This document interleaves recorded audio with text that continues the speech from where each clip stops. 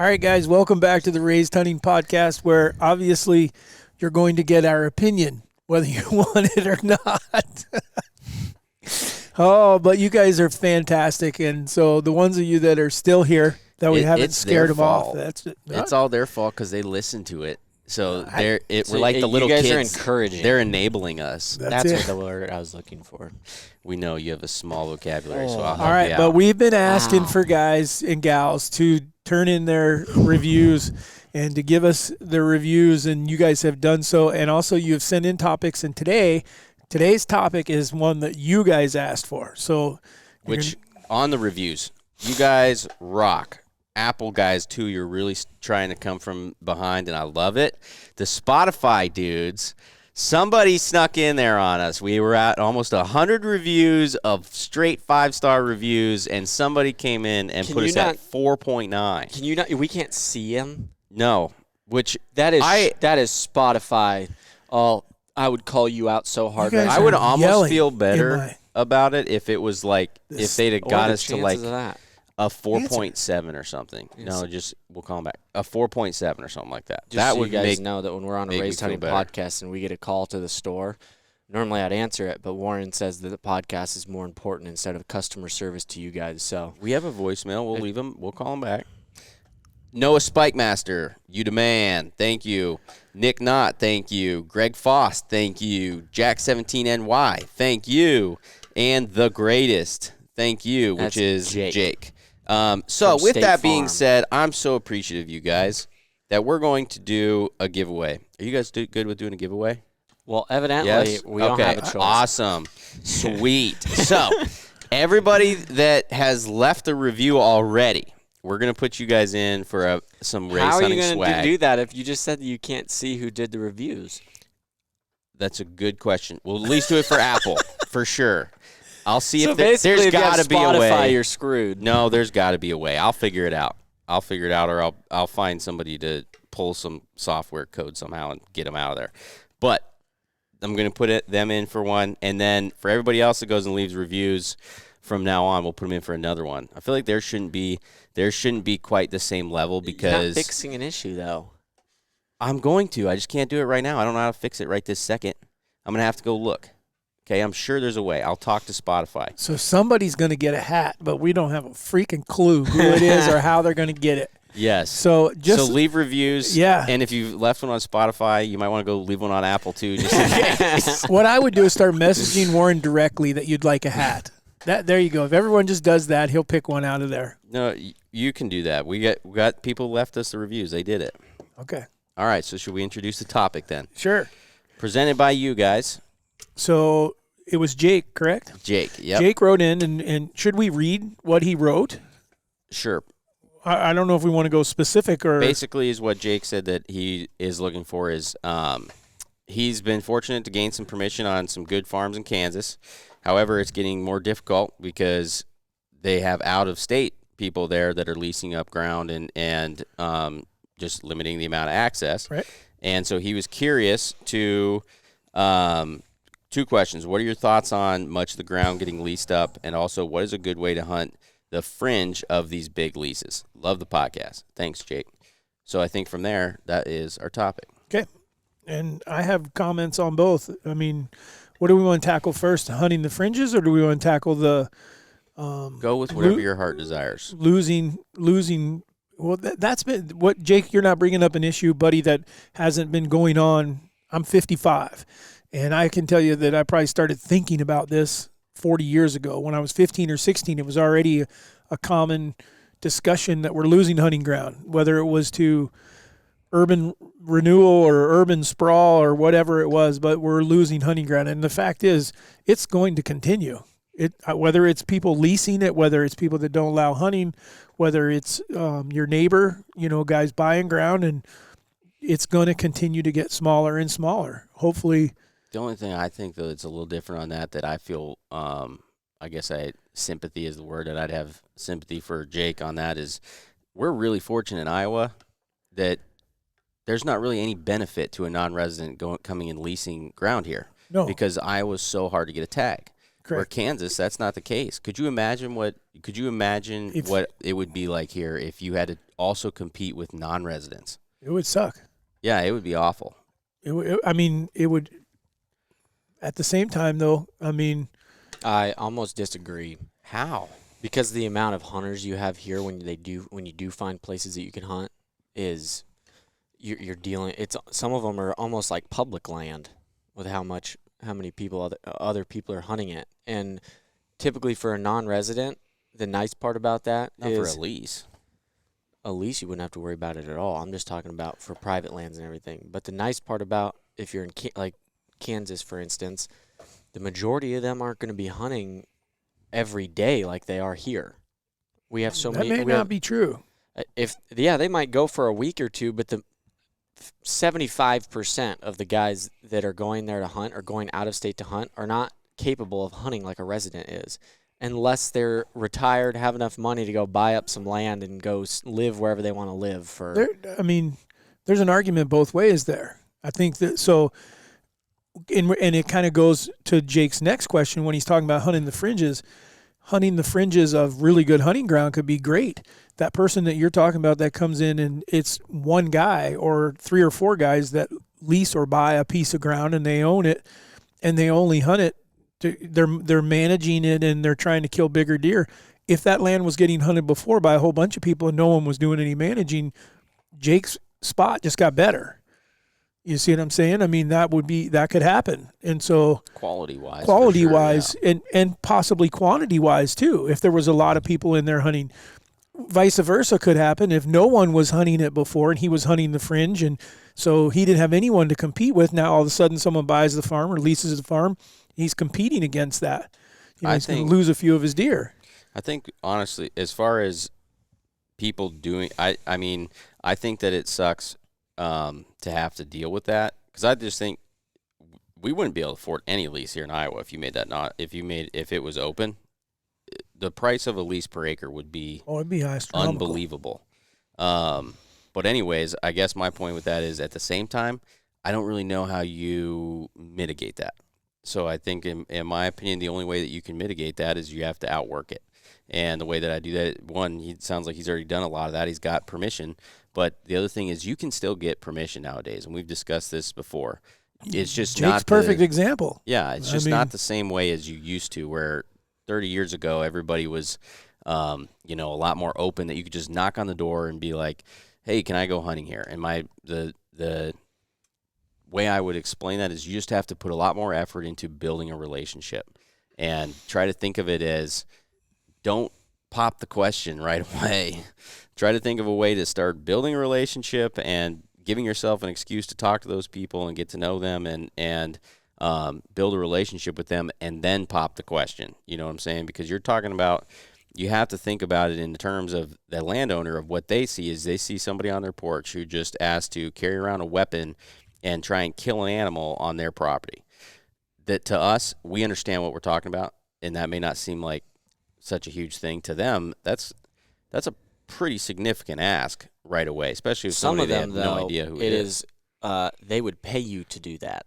Yeah, there is some of those, but those are the ones that you find 17 other guys hunting too. Absolutely, in the same place. And so I think you can definitely still get permission nowadays, but you're going to have to definitely put more effort into building a relationship, and maybe get creative. Like here, I wish COVID really screwed us here in Iowa, because I wish I'd have just done it then. All of the farmers used to go to Casey's every morning at 6 a.m. and eat their donuts.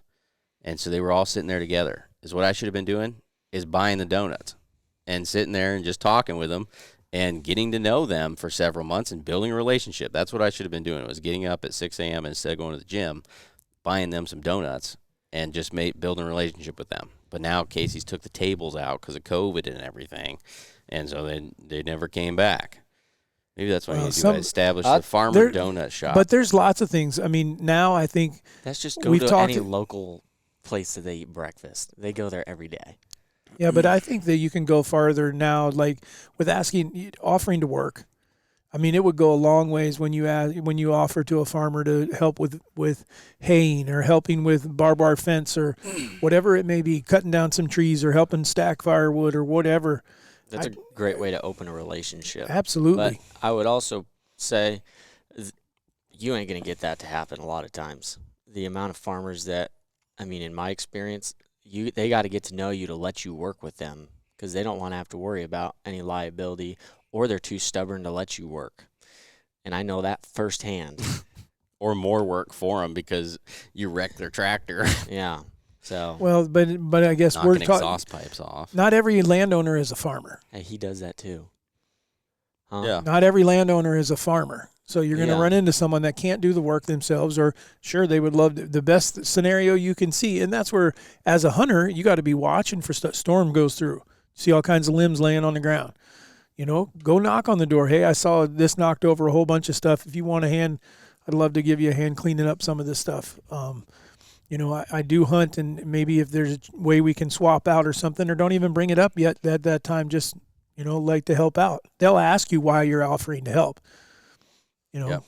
Which So- so you're probably better off to not ask that first time. Absolutely. And try and get. That's where I'm saying that. Play the kiss assery card. That's a one-time thing though, that, you know, where you need to try to have something that you can continually do, where it's not just like, hey, you have any work for me today? That's why my theory is don't do that.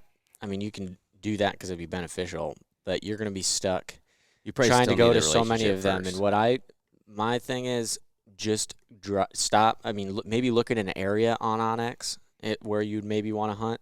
Stop trying to pick out which one's as good land, which one is this and that.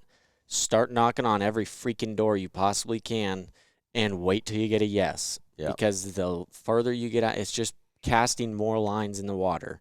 And eventually you're going to get a yes. And maybe it's not the greatest place. Maybe it is the greatest place. But don't waste your time on taking the time for one specific thing that might not ever happen in the first place.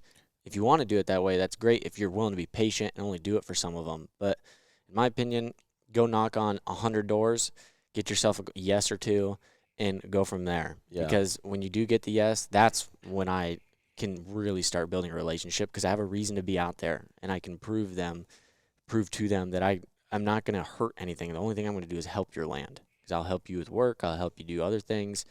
I'm helping to manage the wildlife on your land and your crops, if they have them, whatever else it is. well, the other thing is, though, you can start with other things other than deer hunting or other than turkey hunting. I mean, It's predator control can be a good one. Yeah, Can that's be a a big really one good that one. I've gotten. Like, I haven't gotten a no on that.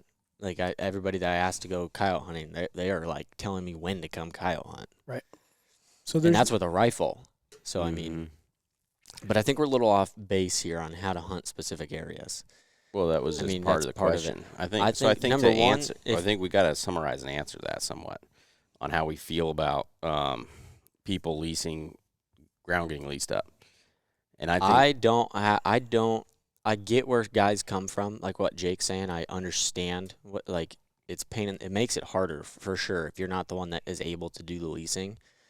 But I can't really get mad at it, because although I hunt permission, I would be the first to tell you that I would fork out whatever bit is in my savings account to go freaking get a lease, because I want to have I don't care. That's just me. But I would be the reason I don't have an take issue with other financial people. advice from Easton No, folks. you should not.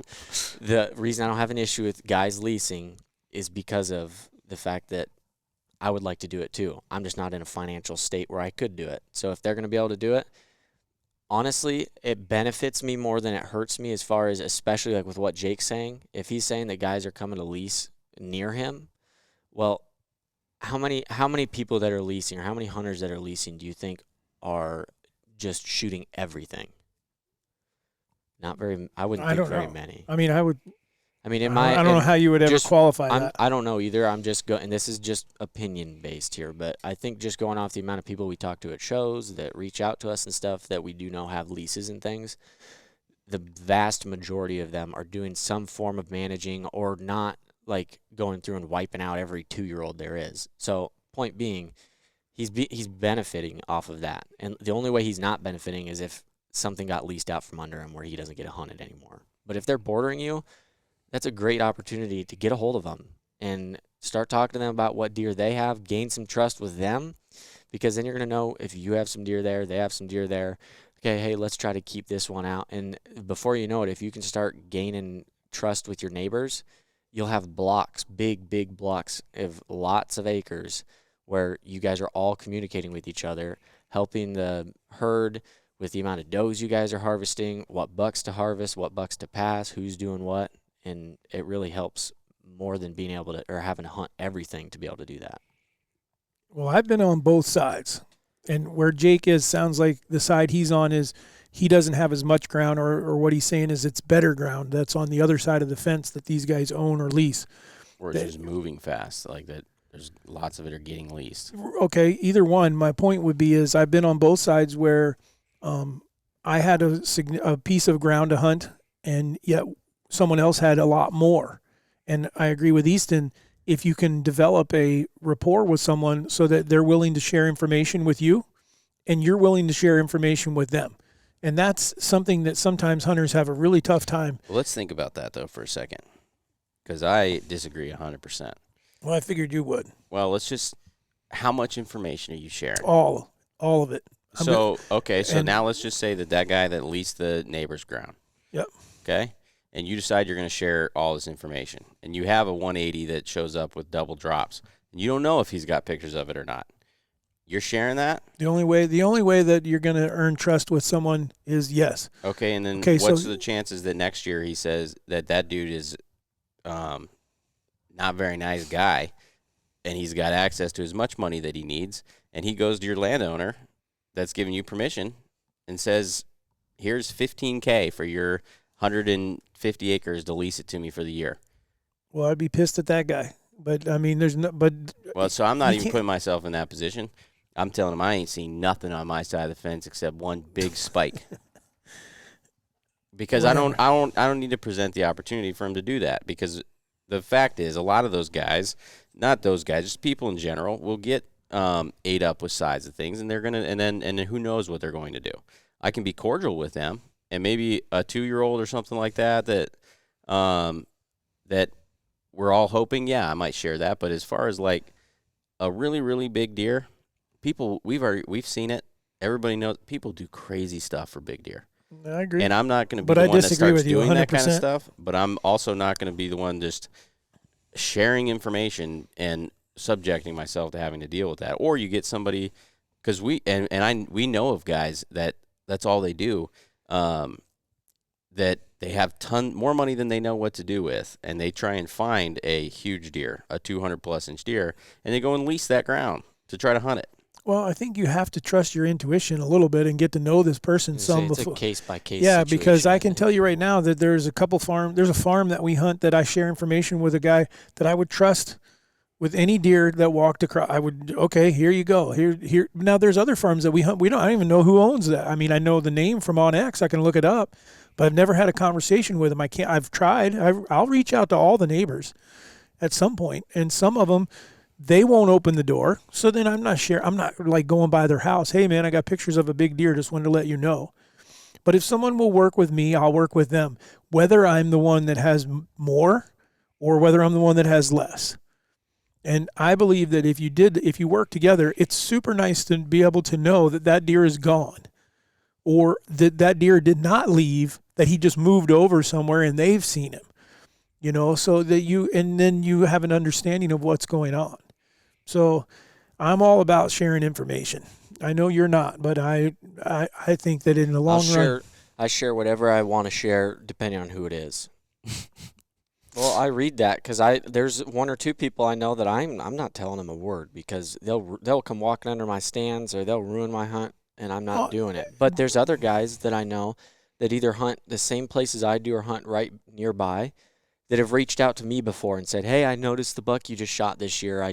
We've known it for a couple years. And that message right there has made it where now I talk to them, and they send me pictures of deer that they know that are around, or when they're out there and things like that, and I do the same. And so there's different levels to that, I think, like a lot of the deer, it's not that big a deal. It's when you start getting into really, really big deer that people start getting a little loony on what they'll do, because it may not even be them that does anything to mess it up. It might be that they talked to the wrong person, right? And that person found out, and then now they're doing something. Well, the good part about that is I don't have that big a deer, so I'm just I've thinking, got big deer for myself. I'm just as thinking far of, as for my scale, but as far as a deer that's going to make people go crazy, I'm not of. I'm just I don't have saying, that look in at Nick's deer. inventory. Look at Nick, the deer Nick killed a few years ago. His 254. That went insane. The dude had to get out of undercover work because he became famous overnight from his deer. Right.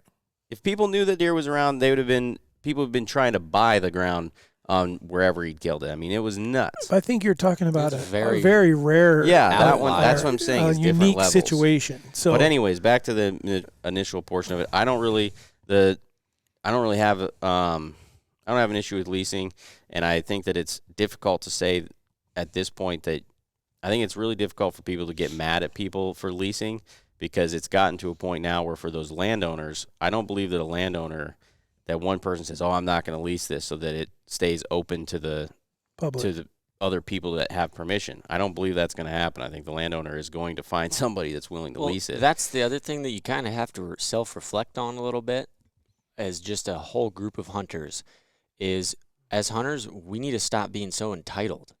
It is private land. They have owned it. They have bought it, whether they inherited it or they actually used their own money to get it. So the fact that they're willing to lease it to somebody else or they don't want to give you permission, whatever else, you don't have a right to that land. So if they tell you no or they lease it to somebody else, yeah, it probably sucks or it might suck, but you can't really be too mad at a landowner if they're simply what I'm just saying, saying yes to somebody that wants to lease. It's their land at the end of the day. I think they're not saying they're mad at the landowners.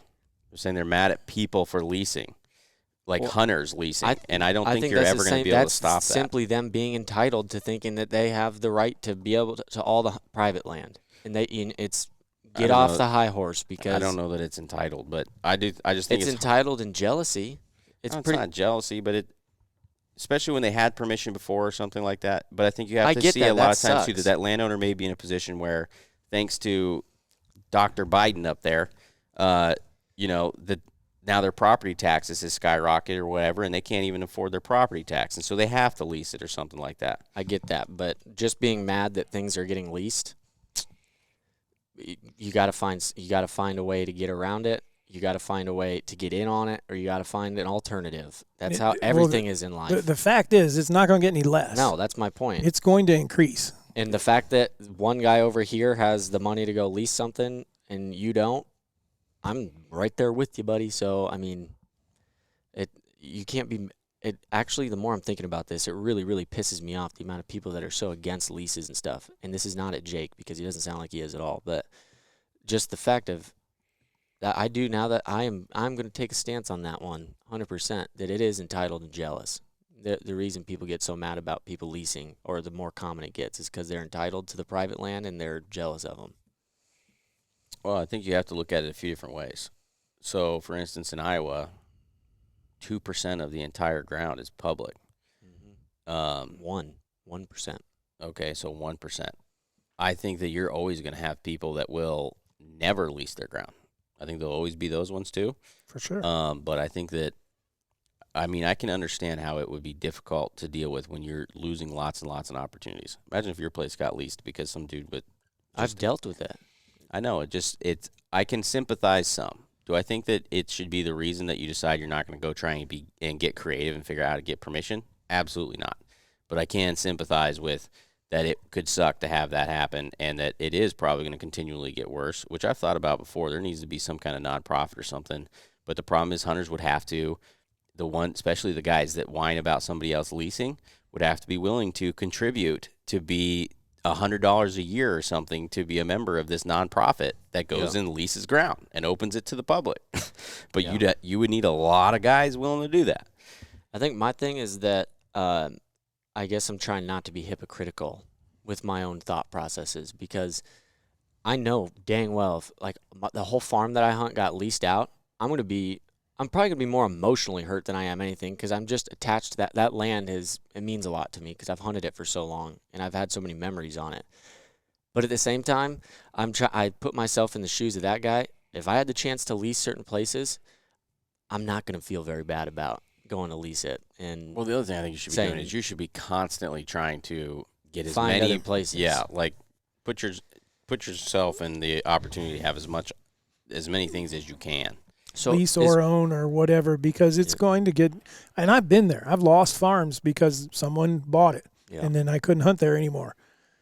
Because the landowner that I had permission from gave me permission. The landowner that bought it hunted himself. Can't be mad at that guy. He's just doing what you're doing. Yeah. You know, he wanted to hunt. And so he bought a piece of ground that he could hunt, and I lost. And, you know, you talk about having several years into something, though, but look at the ones that are 30 years. You know, the tradition is they got more than one generation, maybe even 2 or 3 that have hunted that ground. Yep. And then they lose it. That emotionally, that hurts, but it's going to continue. Yep. It's going to, I mean, the fact is there's only so much ground, and there ain't no one making any more. Yep. So it's not going to get any better. And the biggest problem with that is not the leasing. It's the fact of we're losing so much private ground that gets ate up by a new strip mall, a new this or that. I think you should. It's shrinking. Urban expansion. Yeah, it's shrinking what is available. Or think about how many places, even out in the country, though, are getting sectioned.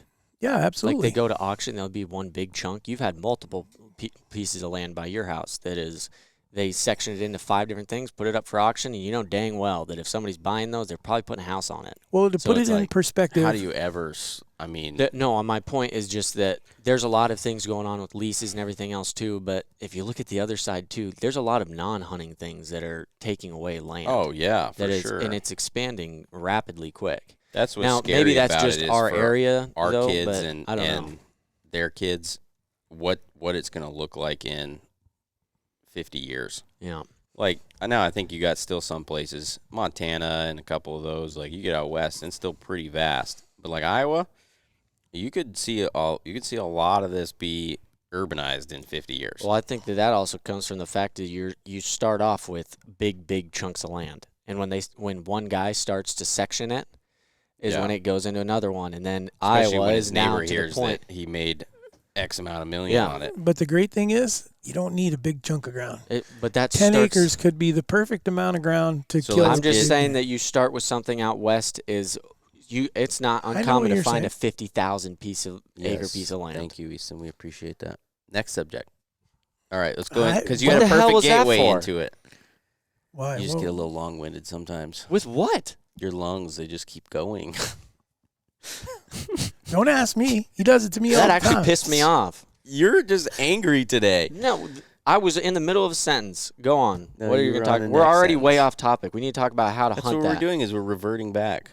All right. And Okay. Dad's 10 acres was a perfect segue into that. Well, because we've done that. We've walked into a place and only had. I've done it multiple times, but small tract of ground. I think I'll use Montana for example.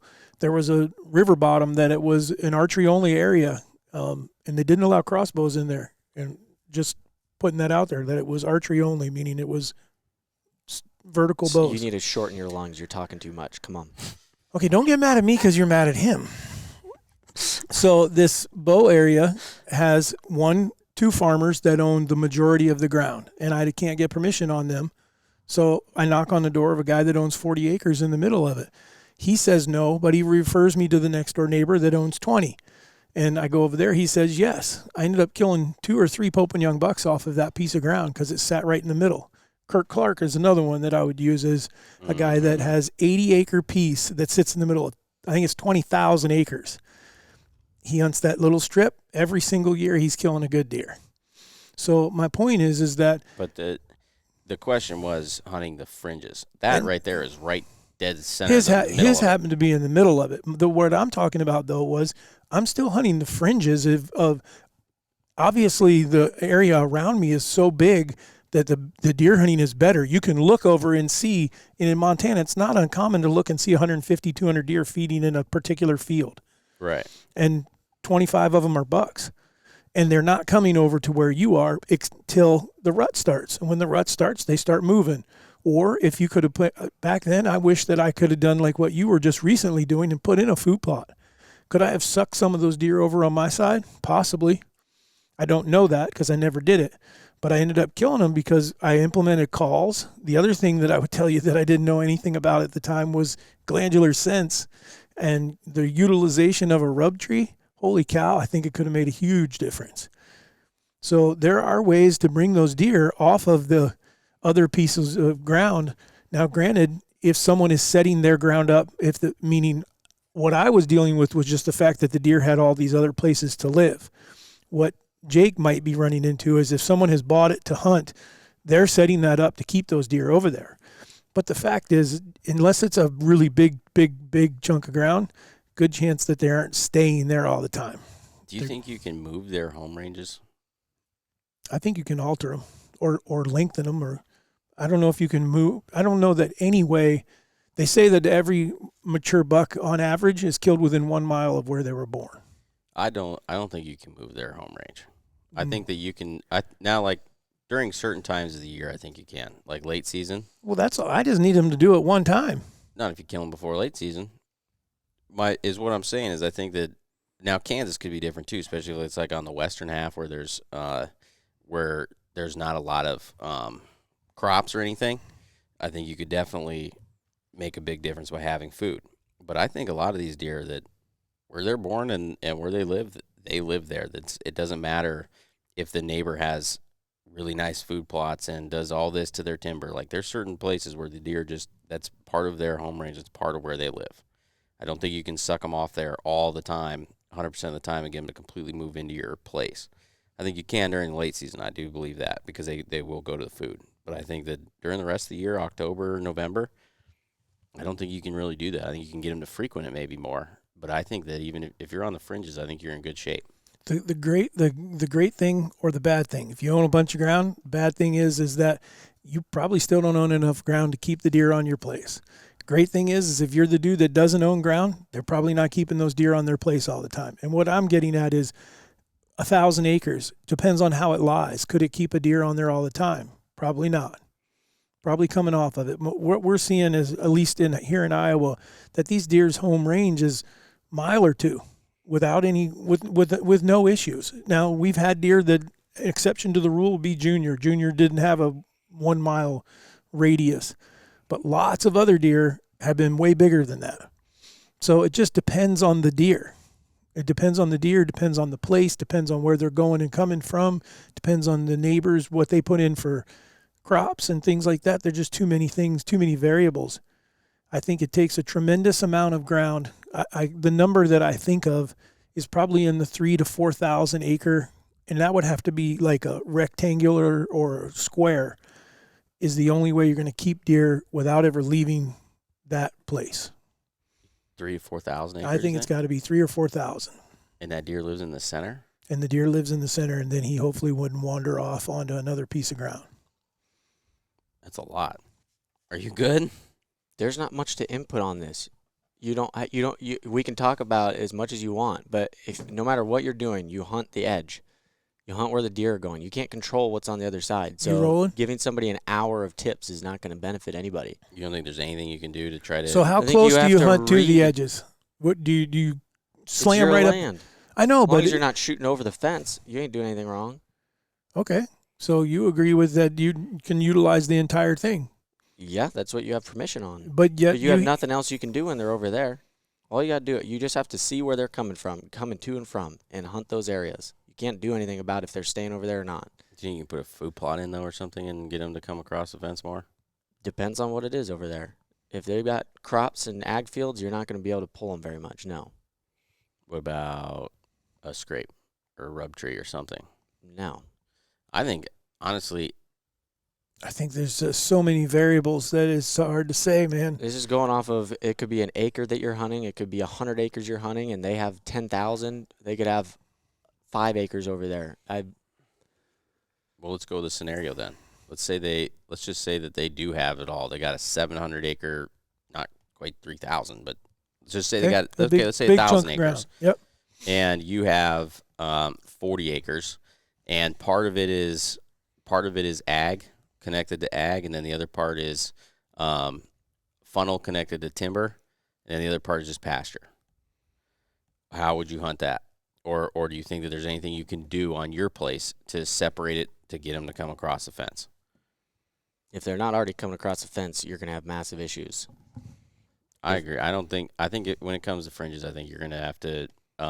It's just a matter of figuring out what they're going back and forth from and go hunt that area. you're not going to be able to move a whole herd of deer. People say you can do TSI work. Yeah, all the cut and tree BS. Yeah. No. Well, I disagree. And the reason I disagree is because I look back and we have a farm that just sold, that we had a hard time killing deer on. Yeah. I look back and I go, if I had employed a rub tree on that, I think I would have actually killed a deer. I do honestly believe out of the stand that we called Karen's stand, if I had put a rub tree right there, I had enough deer come close enough on the neighbors that I think that their interest would have got them across that if I had that there where it was there all the time, they had a chance to hit it in the daytime, at nighttime, and then eventually one would have made the mistake. Yeah, I don't think you're getting that to happen consistently. Not but when a guy doesn't have the ability to hunt anything else, yeah, you have to just find where the deer. Give yourself the best option you can. So you're going to put yourself there at the prime time, whether that's October 25th to November 15th, whatever time you have off, you got to pick.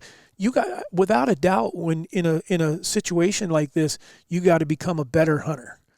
You got to start paying attention to the little things, when I should go, how often I should go, how am I entering, because maybe you can utilize something, maybe they're doing something wrong on the other side and you can utilize it, they're pushing them over to you. I think a lot of times you might be in a better situation as far as however theirs is laid out.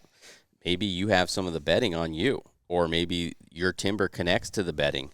So there may be a really big deer over there that during October you can't necessarily kill, but that first week of November, he's jumping the fence and he's making loops, especially like if you got one funnel.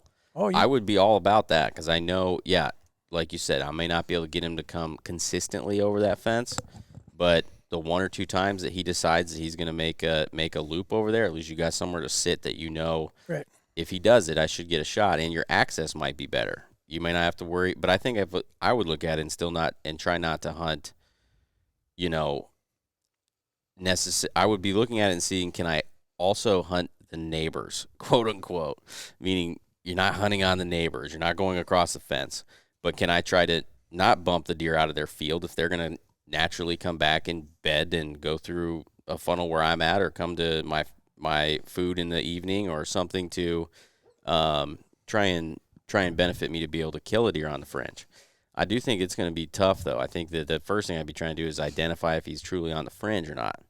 Meaning if I can get a daylight picture of him somewhere, especially before November, he may not be on the fringe. He might be on me. I think a lot of times we're just going to assume that they're over there, that all the deer are over there. I think you only have one choice. It's study them. That's it. You're not going to, you can maybe change a deer here and there, but you're not going to change whether or not they're living over there or living over here. So you got to see where they're coming across, when they're coming across, why they're coming across, and hunt it from that.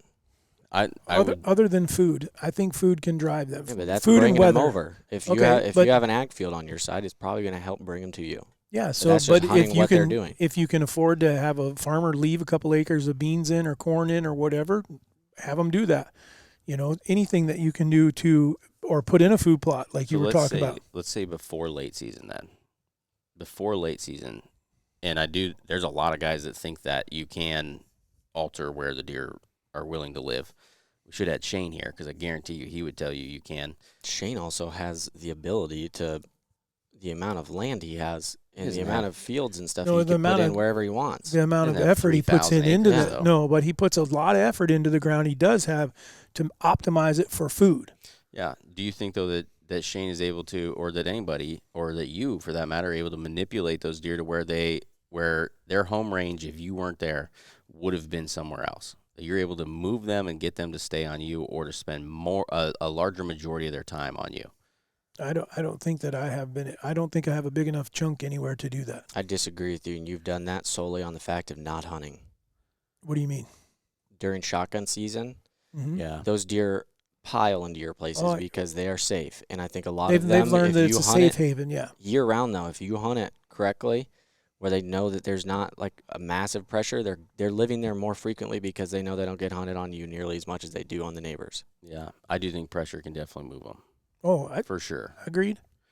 But you were asking if I thought I was keeping the deer there by something I was doing other than not hunting them. I guess I wasn't considering that something that I'm doing. No, I'm just saying, like, if you took a 500-acre piece of ground and you do all this stuff that everybody's talking about, do all the TSI stuff and all the food plot stuff and everything else, a deer that, and let's just say your neighbor doesn't pressure them a ton as well, but you put in more food and blah, blah, blah, before late season, before they have to go find food, do you think you're able to manipulate where that deer is going to spend the majority of his life?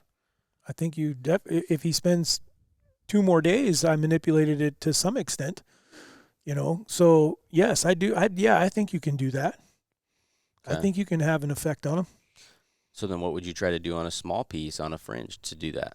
Just food? I don't think I would be thinking as big as what you're talking. Like, no, I don't think. Or can you do it really if you're having to compete with a big? I'm looking at another one where the deer I shot that 9, we hunted a fringe. Remember where? What 9? The one that I didn't kill, hit him in the front shoulder. Oh yes, yeah. Okay, so we were hunting the fringe of a big farm. Yep. And so we had to figure out the edges. I'll come back to, and I don't know why, other than I just believe that I don't want to sound like a salesman because I'm not trying to sell anybody anything, but I do believe that glandular sense and a rub tree, and I could have put that deer on that levee. I would have put it right. I know exactly where I would have put that rub tree. And I would have pulled that deer across the fence, although I didn't need him to come across the fence. I needed him to come where he did. In that specific instance? I think I could have had him do it more often. Yeah, because we had pictures of him on the levee. Yeah, we had pictures of him on our side, but I don't think he would have done it in that scenario because he was on a hot doe. Not that particular time. What I'm saying is, had I had some way of bringing him over to, because he was already utilizing us some. You're just saying trying to give him some little thing to give you the ability to kill him. Yes, that now I have a place where he doesn't randomly come across the fence and spend a little time on my place, and maybe he's 100 yards away from me and I can't get a shot at him. I now have a place for him to swing to that I know which way to hunt the wind and be able to get a shot. Yeah. So I guess, in my mind, I'm thinking the neighbor has the better place, and I can't do anything with the chunk that I have other than I don't have the ability to put in a food plot. I don't have the ability to leave in corn or beans. So what else can I do? The other one is calls. I can't tell that the place I was talking. We'll do that one on a separate one because we have that as a topic from requested. Well, but just a quick. So in Montana, on that piece of property that I was talking about that I had, that was just 20 acres, there happened to also be 2 sides of it had a 6.5-foot chain link fence. And I was like, I put my stand facing the other way. I hunted with the wind blowing away from that because I'm like, there's no way a deer can come over that. Even though I know a deer could jump that fence, that's still This is a that big, same 20-acre piece. yeah, it's still a big barrier. I hit the rattling horns one day with the deer that was on the other side of that fence because my wind was kind of quartering away, and he came hauling and hopped the fence, and I shot him at 12 yards. And so my point is that everything was going against me. I just happened to be sitting there at the right time of year and utilized the calls to bring him over off of the other property, and I killed a Pope and young deer. Why did they have a 6.5-foot chain link fence? At some point there had been they had some kind of animals in there or something, and so the rest of it was down. It was like a little pastured thing. So it was probably 150 yards long and 100 yards long. It was only 2 sides. But he didn't go around it. He ran and jumped over the fence. So I guess that's a technique when you have an animal there. But yeah. Well, I mean, if you're talking about hunting the fringe, I think It's you about got the only technique you can use. My last 4 deer, 3 of the 4 have been from a neighbor's, and I've brought them to me. Which ones? Hershey, the one before, the 8 before that. Hershey was on the neighbors? Yeah, he's like 300 yards on the neighbors. West of you? North. Oh, Northwest. Hershey, the 8, and then my 10 from last year. The O-buck. Yeah, but None he of didn't them. come from the neighbors. I'd I think be he willing was. to bet that none of those deer were coming from us. They were all coming from right across the fence every night, unless they Maybe. were coming out of the big patch of timber. Other than that, If you have one doing it on the fringes, especially hitting a scrape or a rub tree during the daylight, I think you're in a better position than the guy with the big place, because what it makes you do is be disciplined, and meaning you just go, you gotta keep going, sit in that same spot over and over and over as long as the wind is right and you're not burning them out, and until he does it, and you'll kill him. Which there's a lot of deer that we all have had that opportunity to do, and then when you have other options, then you're like, oh, maybe I need to sit here for him, or I need to sit here for him, and then you just end up playing ping pong with him instead of just waiting him out until he does it. Like I told you that year, bullwinkle, the year before I killed him, I said, if you want to kill a bullwinkle, you need to go and sit here and just keep sitting there every day. And I knew I didn't have the patience to do it. And so that's what I was telling you. You should have gone and done it. But you should have, because he'd have been bigger that year. Okay. But the deer that I have, the one from Illinois that I have, that when you go down my stairs there, yep, that deer came from 300 yards away on the neighbors. And so I put a lot of faith, and I can tell you, I don't know how many times we've been contemplating. We're standing in the trees. We're like, this is the right tree. This is right. That's right. Everything. But we're not, we know we're not in exactly the right spot. We're 40 yards, 50 yards too far away. And we're like, it's okay. I can rattle from here. I can get them to come over here. And right. We'll go ahead, because we can't move over to where the exact right. There's not a tree. There's not a place to put a ground blind or whatever. So that's definitely one that I would utilize is, calls. And because you can move some deer, and especially when you catch them at the right time. Yep. And it's in Jake's specifically talking to Jake, my experience with Kansas whitetails, it's the only place I've seen more aggressive whitetails than Iowa. Yeah, I remember seeing that. They respond well. Brahma came across the fence from a neighbor as well. To a rub post. Yep. So and rattling horns. Is don't maybe not put as much weight in trail cameras either.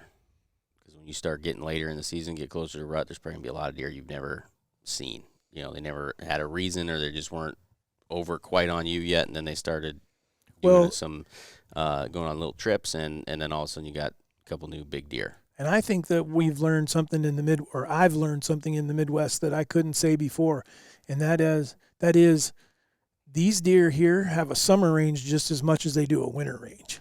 I mean, it is flat different.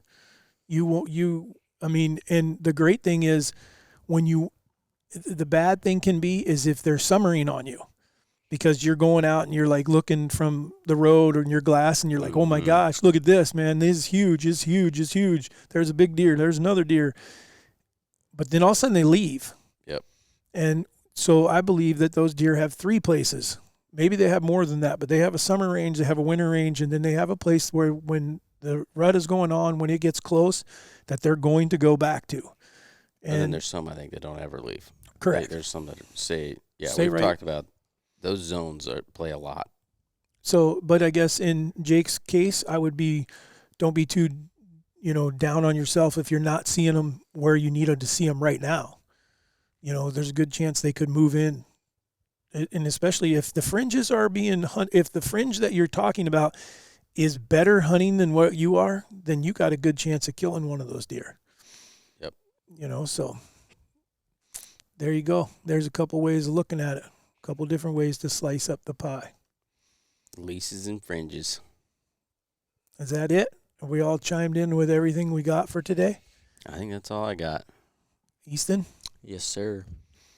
All right, guys. Well, thank you guys again for joining in. Thank you, Jake, for giving us a topic that struck a nerve, I think, and something that I think that people are dealing with in every state, both doing both things, both trying to, mitigate or navigate through losing property to hunt to how do I do it? How do I actually hunt this property? And I think the farther east you go, the more smaller chunks you deal with, so you're going to deal with it a lot more, and a lot of times you can't cross the fence, and that's okay. So anyhow, hopefully everything that we talked about today helped. Hopefully that you guys appreciated it. Keep sending the reviews. Warren says that the Apple folks are catching up to the Shopify, and Spotify. There you go. And somehow he's going to figure out who to give a hat to, so who knows how that'll work, but got 2 hats that are going to go out. Other than that, we'll see you next time. Thanks again. Shopify. I knew it was a Potify.